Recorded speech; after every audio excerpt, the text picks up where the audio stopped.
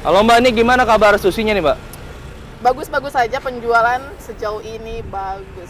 Stabil gitu ya? Alhamdulillah pasti dong ada naik dan turunnya. Ada- Setiap hari beda-beda. Beda. Mbak, ini boleh nanya nih, keunikan sushi di sini kan nggak gampang hancur Mbak?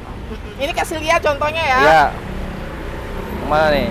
Contoh kasih lihat sushinya banyak kompetitor lain yang kalau sushinya diangkat gini amburadul gitu Iya, kan. nasinya Ini- mencar. Iya, mencar pisah-pisah bang. Iya, Ini contoh ah. kasih ya nih. Dibanting-banting kayak gini dia tetap bagus. Contoh ya bang. Iya. Ini cuma mencontohin aja, contohin. Terus Karena banyak yang lain yang makan. Ada beberapa juga customer yang kasih info ke kita, Kak kenapa ya kalau misalnya di tempat lain itu susinya kok pas diangkat maur gitu terus nggak terlalu bagus juga. Ya karena kita pakainya kualitas yang bagus. Kan kita bilang sebelumnya, walaupun ini pakai beras lokal tapi kualitasnya masih tetap bagus begitu. berarti kuncinya itu ada di mungkin di beras ya gitu Mbak? Kualitas berasnya yang pakai yang bagus.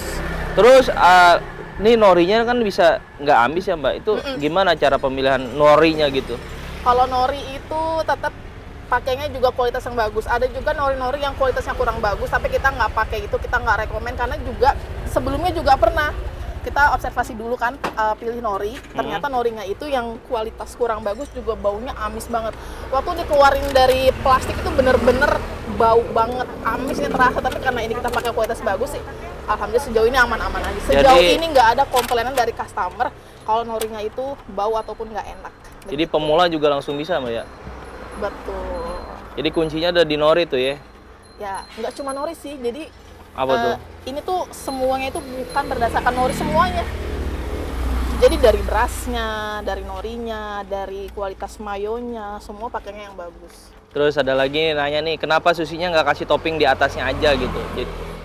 Jadi gini, kenapa nggak kasih topping di atas? Ini kan ini sushi roll yang udah kita tumpuk ya. Ya, Kalau misalnya kompetitor lain itu dia sushi yang udah dipotong begini dikasih mayo, artinya itu kan kurang efektif dan efisien. Jadi artinya cuma bisa satu layer aja, dia nggak bisa ditumpuk. Tapi kalau kayak gini, ini kita bisa bertumpuk ada banyak 1, 2, 3, 4 sampai 5 layer. Jadi kita efisien. Lebih efektif gitu di tempat ya? Betul. Jadi kalau misalnya udah dikasih topping duluan, memang sih menarik, cantik, cuman ya begitu, kurang efektif, efisien juga.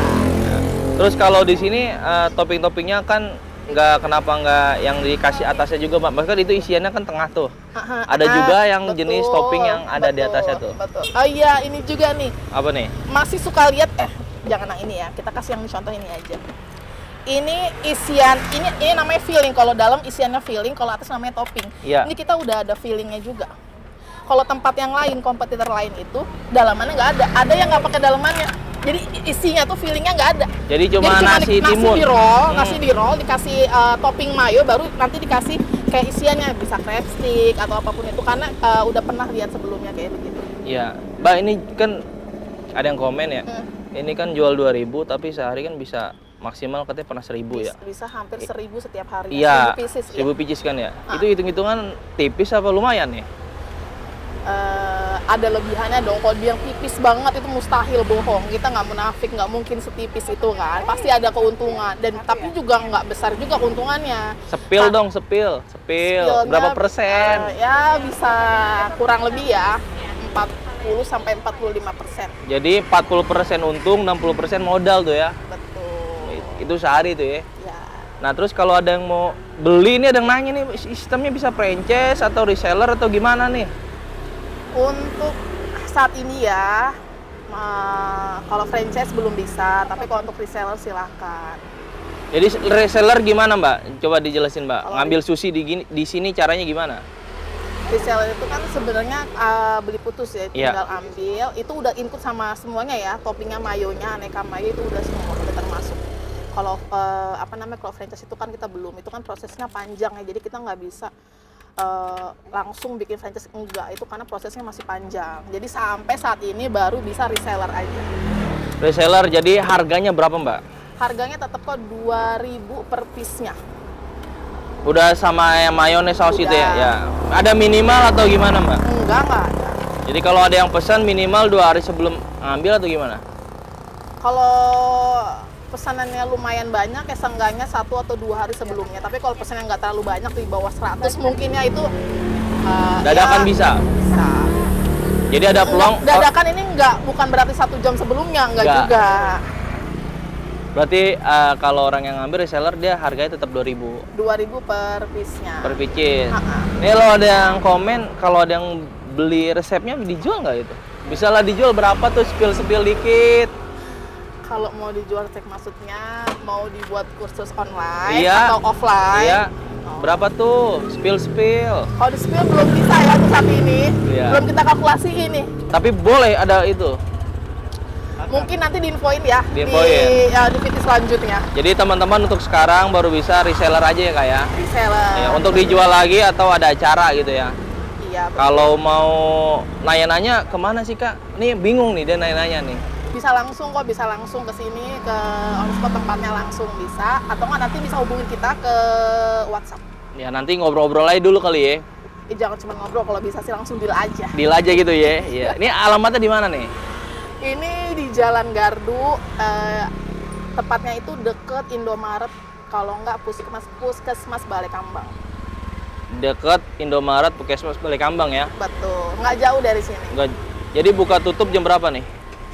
Kalau buka setiap harinya jam 2 sampai ya jam 5 atau setengah 6 tuh udah biasa kita udah close, sudah tutup, udah habis. Ada hari liburan nggak? Nggak ada, Nggak ada. nggak ada. Jadi Selama masih butuh cuan kita buka terus. Mbak, ini yang spesial lagi kan di sini kan sausnya ini ada berapa sih nih biar dari dekat aja nih? Bedain saus, ini bukan saus. Apa nih namanya sebutannya nih? Ini mayo mentai. Angkat dong. Ini racikan sendiri ya, jadi nggak ada orang lain yang bisa samainkan, ini racikan sendiri. Ini mentai, mayo mentai. Iya. Terus Kalau yang ini mayo original kayak biasa, cuma tetap aja mayo original diracik ulang, jadi nggak sama. Ini ada saus sambal biasa, terus ini mayo keju. Nah ini mayo wijen. jadi yang nggak ada di tempat lain yang mana nih Mbak sausnya nih? Sebelah yang mana nih nggak ada? Ini nih, ini sama ini. Ini nggak ada tempat lain ya? mentai sama original nggak ada, karena kita ada racikan khusus. Bikin sendiri. Ini juga berpengaruh ya. Ini mayo keju ini itu pakainya juga kualitas yang bagus. Sebenarnya banyak juga yang jual, cuman yang biasa dipakai, yang jual di street food kayak gitu kan biasanya yang Ini nasinya pernah ditimbang nggak sih Mbak kalau ngerol gitu? ditimbang. Kita ada timbangannya. Jadi per roll itu pasti semua sama karena itu nasinya ditimbang. Satu roll berapa tuh Mbak? Berapa gram gitu?